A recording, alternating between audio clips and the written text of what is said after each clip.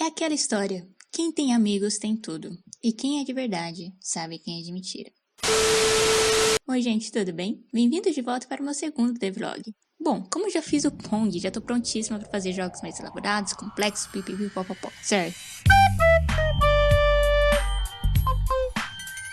Errado. Apesar de não partir para um jogo super avançado, eu definitivamente senti que dei um passo à frente. Agora eu começaria a trabalhar em um projeto que consiste em uma base para um jogo de plataforma. Este que peguei lá no repositório da Santi. Lembra que eu não tinha me aprofundado muito em programação orientada a objeto? Então fui atrás de aprender um pouco mais sobre programação orientada a objeto e como que eu conseguiria aplicar isso no que eu estava fazendo. Eu conseguia alterar uma coisa ou outra, mas sei que dá pra diminuir muito Ctrl+C, Ctrl+V com um código mais organizado e estruturado. Mas não vou mentir, não me aprofundei ainda muito nisso. Pois é, aqui não teria onde ocorrer, porque o jogo está todo organizado numa estrutura orientada a objeto. Eu teria que implementar 3 coisas. Uma câmera que segue o jogador, a mecânica de pulo duplo e, por último, um NPC que seguisse o jogador. Já posso dizer que não sabia nem por onde começar, né? Mas não tem problema. Já aceitei que tudo bem não saber as coisas. E um dos intuitos de gravar e documentar tudo isso é justamente esse. Saber como que uma pessoa iniciante aborda isso e aquilo e como que é esse progresso entre não saber nada sobre algo e finalmente conseguir implementar alguma coisa minimamente agradável. Mas beleza, voltando. Câmera. Ao rodar o projeto, não há nenhuma movimentação de câmera. Tanto é que se eu continuar andando aqui, ó, o personagem simplesmente some da tela. Antes de começar a escrever códigos feito uma louca, eu primeiro tento desenhar o que eu quero fazer. Eu faço isso porque eu sou uma pessoa muito visual. Então eu precisava entender como que a câmera em um jogo de plataforma funciona. Eu vi alguns vídeos do YouTube e um dos que me ajudou bastante a entender essa coisa da câmera, apesar de usar a Unity, foi esse vídeo do Gabriel De Kik, que quando eu li a primeira vez eu achei que era The Tite. Ok, eu consegui entender o que eu precisava fazer. Precisava centralizar a câmera no personagem e fazer com que a câmera se movesse juntamente com ele. No Etanon, que é a engine que eu estou usando, a função que seta a posição da câmera é o Set Camera Pose. E o que ela faz é orientar o canto superior esquerdo dessa câmera. Então, por exemplo, se eu só jogar a posição do personagem dentro dessa função, é isso que acontece.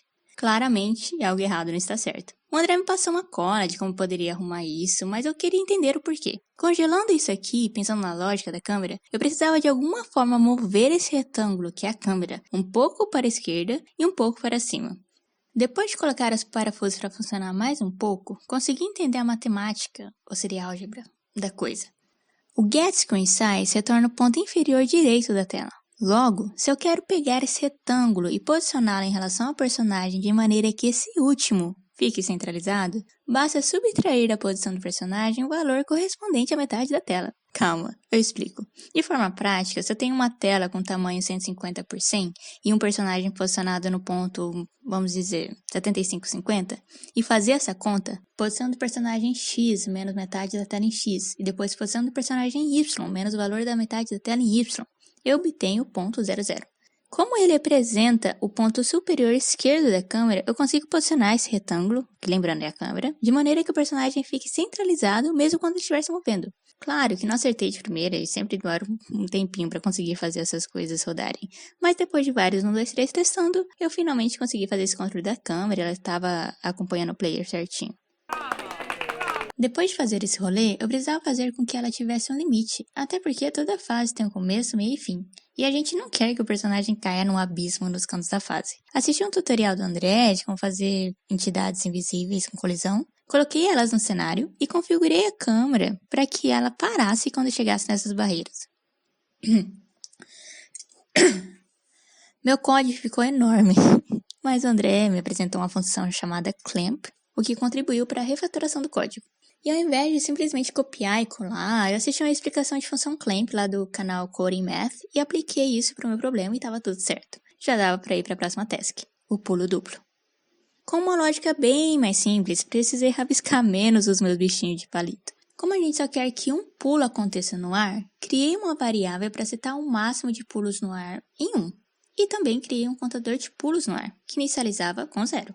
Com isso feito, eu verifico se o personagem está tocando no chão, se o impulso absoluto é maior que 0 e se ele já não tem nenhum pulo no ar.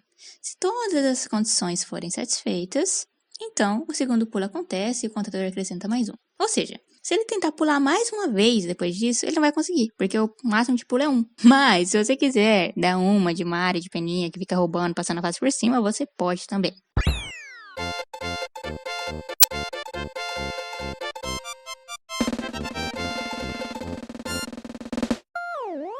Beleza, bora colocar um NPC na tela.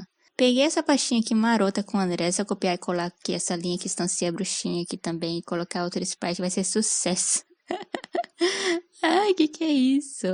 Ah, já fica a dica aí, né, amores? A resolução dos sprites é muito importante. Depois de procurar melhor, vi esse dragãozinho aqui da hora e tava ótimo. Coloquei ele na tela e criei um novo script chamado NPC Follow Play Controller, que implementa o Character Controller. Fiz isso porque eu quero que os NPCs que sejam criados ao longo do jogo, enfim, tenham tudo que o character tem. Como uma física, por exemplo, e outras cositas más, tipo inteligência artificial que os NPCs normalmente têm. O que eu queria fazer é que ele seguisse o player. Então, verifiquei a posição em X do player em relação à posição do NPC. Caso essa posição for maior, significa que o player está à direita do NPC, então o NPC anda para a direita. O mesmo vale para o contrário. Se a posição é menor, o player está à esquerda, logo o NPC anda para a esquerda. Além disso, eu queria fazer com que ele pulasse quando visse obstáculos, mas eu não consegui fazer isso. Então, se você tiver alguma dica aí de como fazer isso, comenta aí para nós. Daqui pra frente, sei que faremos várias atualizações nesse script, ou até criaremos outra, até porque um NPC pode ser várias coisas. Ele pode ser um aliado, inimigo, alguém que fica lá paradão, te dando informações valiosas, etc. Tenho certeza que minha vida vai complicar cada vez mais, mas está sendo muito massa aprender tudo isso. Por onde foi isso e te vejo na próxima. E aquela coisa do algoritmo do YouTube, você sabe, né? Faz uma boa ação aí, ajude um youtuber local, dá um like, se inscreva, mas só se você quiser. Um abraço e um lindo dia!